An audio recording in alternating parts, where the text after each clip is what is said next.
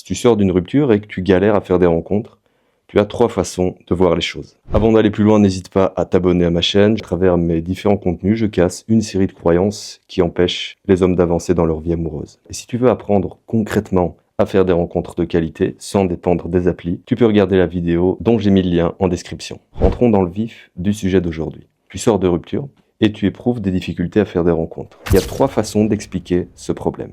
Certains hommes pensent que le problème, c'est le monde extérieur, et les femmes en particulier. Ils se disent, les femmes ont changé, elles sont devenues inaccessibles, c'est toutes des divas. Les réseaux sociaux et la société ont détruit les relations, l'amour n'existe plus, les femmes ne veulent pas être abordées, si t'abordes, elles crient au harcèlement, etc., etc. Alors attention, je suis pas en train de dire que tout ça est complètement faux. Bien sûr, les applis ont changé certaines habitudes, les réseaux sociaux ont eu un certain impact. Le monde a changé, bien sûr. Mais le problème, c'est que si tu imputes toute la responsabilité sur le monde extérieur, sur les femmes et sur les circonstances extérieures, tu te condamnes à la stagnation. Tu te condamnes à attendre que le monde change, que les femmes changent, et toi, tu t'empêches d'avancer, tu t'empêches de progresser. Les années passent et tu restes seul, tu te retrouves sans espoir, frustré. On peut prendre l'exemple de quelqu'un en surpoids. S'il se dit c'est de la faute de la malbouffe, de la société de surconsommation, la sédentarité imposée par le mode de vie actuel, etc., etc. Bien sûr que le mode de vie actuel, la malbouffe, etc., favorise l'obésité. Mais est-ce que ça explique pourquoi lui, il ne perd pas de poids? Non. Pourquoi moi, par exemple, qui suis dans la même société que lui, je suis pas en surpoids? Et souvent, cette façon de voir les choses s'explique par la peur de faire ce qui s'impose, de se regarder dans la glace et de faire les efforts nécessaires pour changer de vie, pour changer de situation. C'est au fond une façon de se protéger, si on veut. D'autres hommes se disent que le problème ne vient pas du monde extérieur. Ça vient pas des femmes, mais d'eux-mêmes. Ceux-là, ils s'autoflagellent. Ils se disent, je suis trop moche, je suis trop petit, je suis pas assez ceci, pas assez cela, je suis inintéressant, j'ai aucune confiance en moi, aucun charisme, je suis nul en relations humaines, la séduction, c'est pas pour moi, j'ai pas d'argent. Ici, on peut se dire, au moins lui, il se remet en question. Mais en fait, il jette le bébé avec l'eau du bain. Lui aussi, il se condamne à la stagnation, lui aussi, il s'empêche d'avancer, car il se voit, au fond, comme une cause perdue. Pour lui, pas la peine de voir plus loin, quoi qu'il fasse, il est foutu. Et souvent, on arrive à ce stade-là après avoir subi plein d'échecs amoureux, après avoir souffert énormément, sans comprendre pourquoi. Donc c'est compréhensible, mais c'est pas ça qui va aider. Parce qu'on finit par vraiment se dire qu'on est une cause perdue. Imagine un étudiant qui rate tous ses examens. S'il se dit qu'il rate parce qu'il est bête, parce qu'il n'est pas intelligent, il va même pas se donner la peine d'étudier, de travailler, d'évaluer sa méthode. Il va juste baisser les bras. Enfin, d'autres hommes voient les choses différemment, de façon plus objective.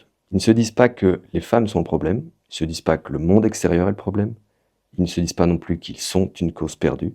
Ils ont compris que leur problème, c'est leur façon d'agir aujourd'hui.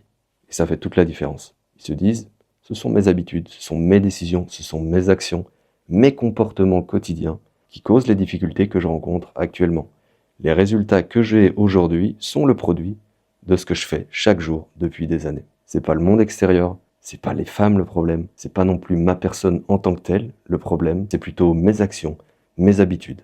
Pour régler mon problème, je dois pas attendre que le monde change, je dois pas attendre que les femmes changent, je dois pas devenir quelqu'un d'autre. Pour régler mon problème, pour faire des rencontres fructueuses, pour avoir des relations de qualité, pour être heureux en amour, je dois agir différemment. Je dois changer mes actions, mes habitudes qui sont ancrées depuis des années. Cette troisième voie, elle est plus compliquée que les deux autres, puisqu'il n'est plus possible de se cacher derrière de fausses excuses. On doit se confronter à nos propres actions, à nos propres erreurs, à notre comportement, à ce qu'on fait depuis des années, à ce qu'on croyait juste depuis des années.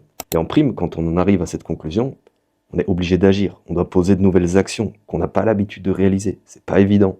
Ça peut faire peur. On doit sortir de sa zone de confort. On doit apprendre de nouvelles choses. Mais c'est la seule façon rationnelle de révolutionner sa vie amoureuse. Si je progresse pas à la salle, par exemple, je vais pas commencer à blâmer les circonstances extérieures, ni ma génétique. Je vais examiner ma façon de m'entraîner, je vais examiner mon alimentation, ma récupération, et puis j'ajuste ma méthode, j'ajuste mon système, ma façon de m'entraîner, de me nourrir, de récupérer.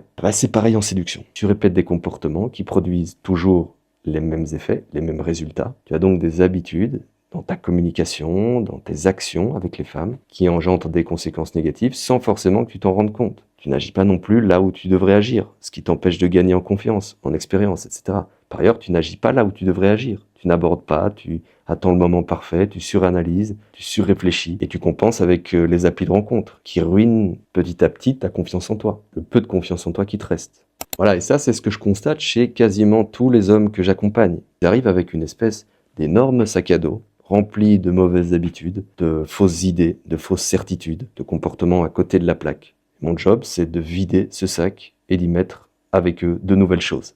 Mettre sur pied un plan d'action adapté, avec une bonne méthode, un cadre, un suivi, ce qui amène naturellement à de nouveaux résultats. Donc pour conclure, arrête de te convaincre que le monde et les femmes sont cruels, que tu es une cause perdue. C'est d'être objectif et demande-toi plutôt quelles sont les actions que je répète chaque jour, chaque semaine, quelles sont les actions que je ne réalise pas aussi, alors que je devrais les réaliser, et quel est le résultat de tout ça. J'espère que cette vidéo t'a été utile. Si tu veux qu'on en discute de vive voix afin d'établir un plan d'action adapté à ta situation, tu peux réserver un créneau sur mon Calendly, lien en description.